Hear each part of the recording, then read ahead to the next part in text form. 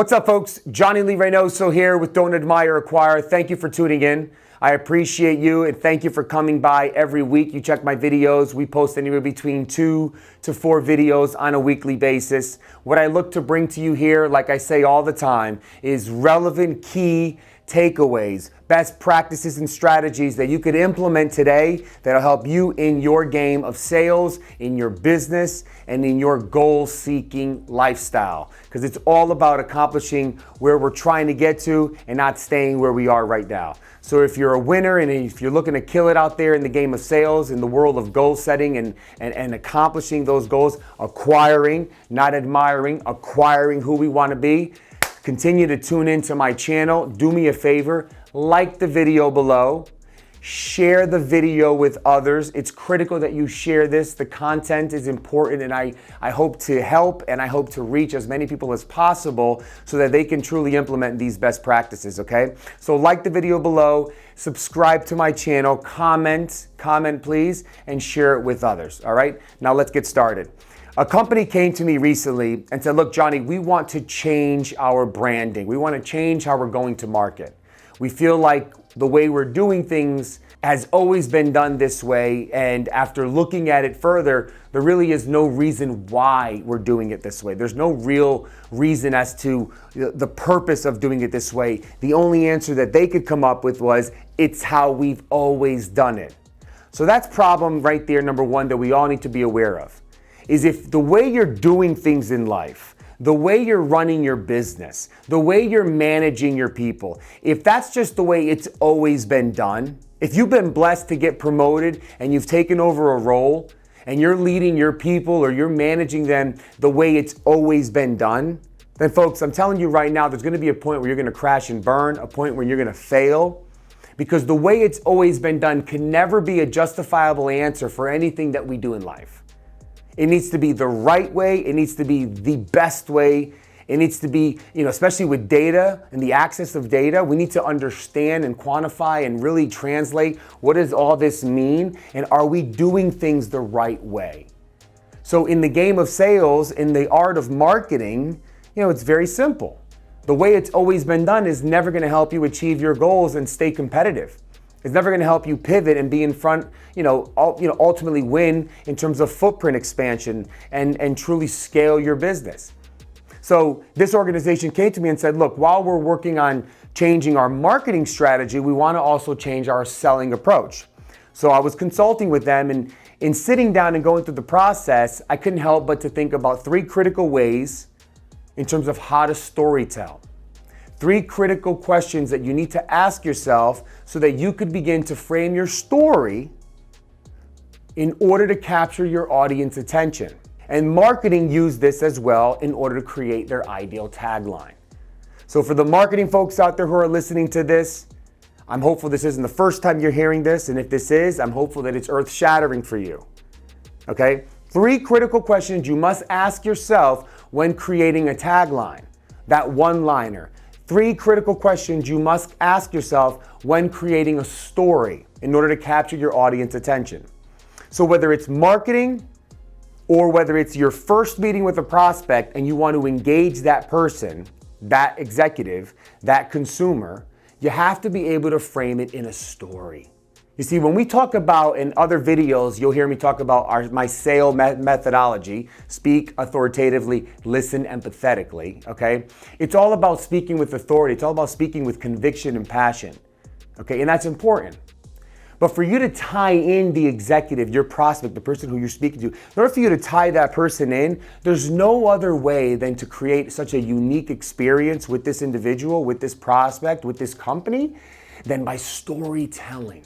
Because when you storytell, you begin to bring a level of emotion that is completely different than if you're just spitting out any jargon just to help you win the executive's attention for some reason by using data or features and benefits. You want to storytell.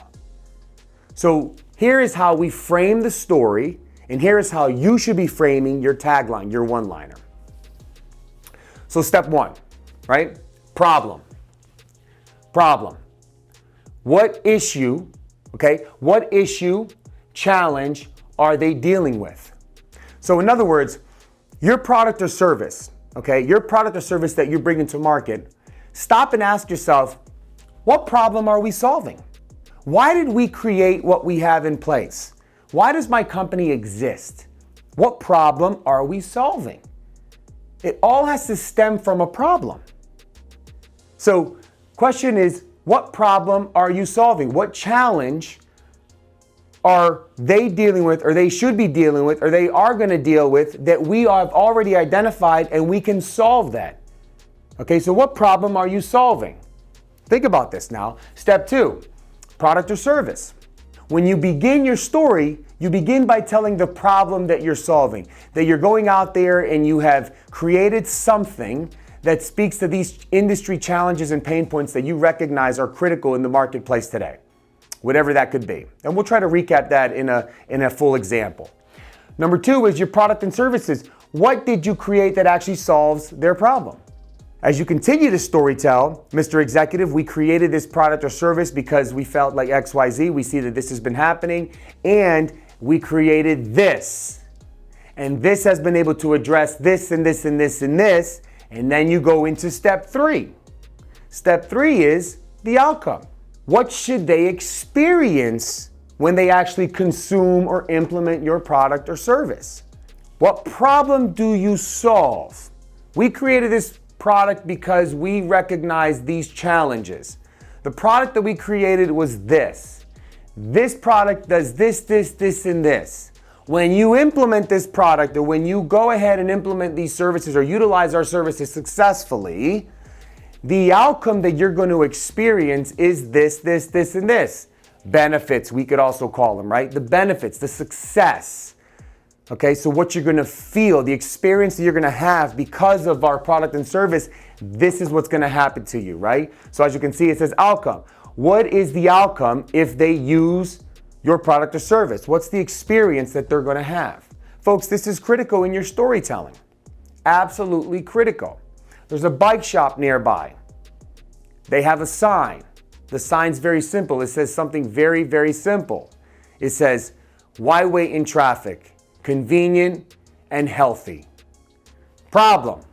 The problem is that there's traffic here in South Florida.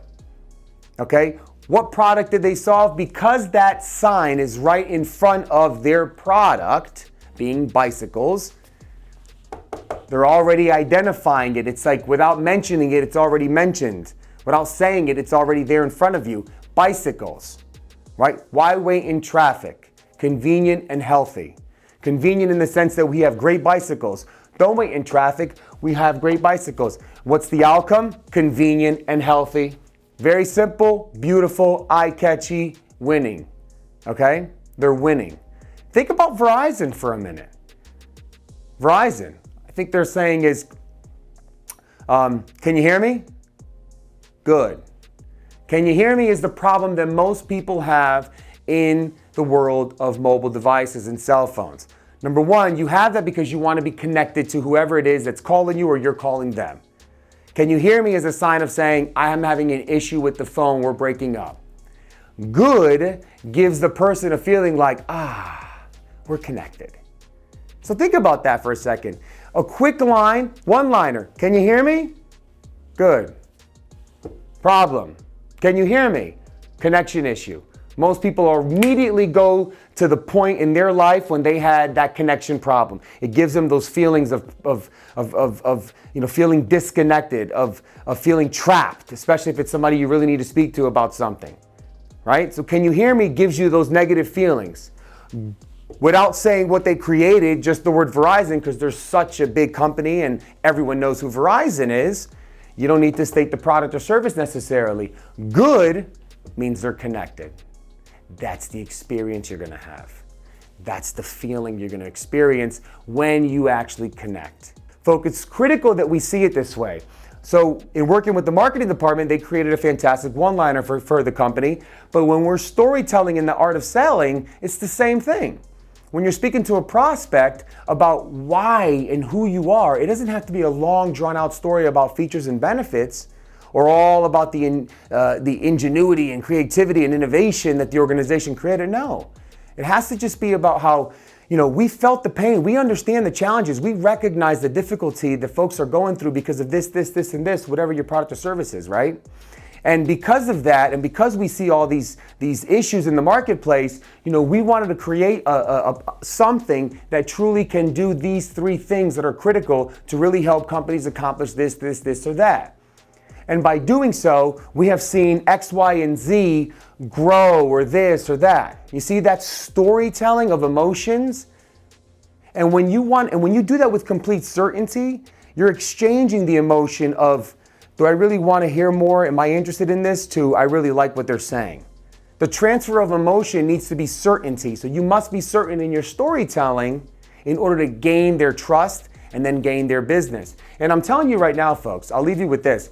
If you master the art of what's the problem you solve, what's the product or service that you brought to market, and what's the experience, what's the outcome that they're going to get when utilizing your product or service, folks, and you do it right in a storytell, you're going to tie them right into it. They're going to feel connected to you and to your product or service.